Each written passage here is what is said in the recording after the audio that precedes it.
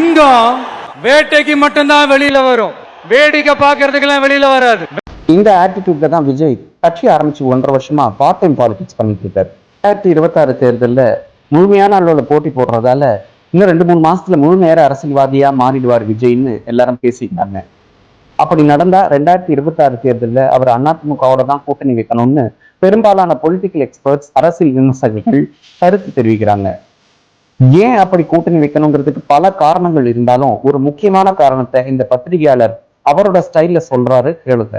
நான் ரொம்ப ப்ராக்டிக்கலாக பேசுகிறேன், ரொம்ப யதார்த்தமாக கிரவுண்டை பேசுகிறேன். 3 மணிக்கு மேலே ஏஜென்ட் எல்லாம் இருக்கவே மாட்டான், குத்துன்னு குத்துவான். போலிங் ஆஃபீஸர் வேடிக்கை பார்ப்பாரு, போலீஸு சைலண்ட்டாக இருக்கும்.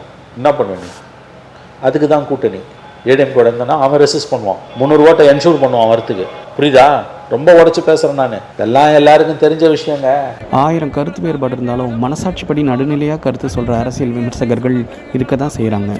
இவ்வளவு சொல்லியும் 2026 தேர்தலில் விஜய் தனியா நின்னார்னா மக்களுக்காக உழைக்காமையே ஸ்ட்ரெயிட்டா முதல்வர் பதவிக்கு வரணுங்கிற ஆசையும் பதவி வெறியும் விஜய்க்கு இருக்குங்கிறத இம்ப்ரெஷன் மக்கள் மத்தியில உருவாவத விஜயால தவிர்க்க முடியாது. சிங்கத்துக்கு கூட்டத்தோட இருக்கிறதுக்கும் தெரியும், தனியா இருக்கிறதுக்கும் தெரியும்.